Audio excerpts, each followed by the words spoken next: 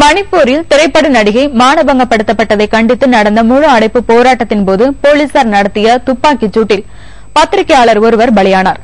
திரைப்பட நடிகை மொமோகா என்பவரை NCN என்ற தீவிரவாத அமைப்பை சேர்ந்த லிவிங்ஸ்டன் அனால் என்ற தீவிரவாதி பொது இடத்தில் மானபங்கப்படுத்தியதை கண்டித்து மணிப்பூர் தலைநகர் இம்பாலில் முழு அடைப்பு போராட்டம் நடைபெற்று வருகிறது. அசம்பாவிதங்கள் நடைபெறாமல் தடுக்க ஊரடங்கு உத்தரவும் பிறப்பிக்கப்பட்டது.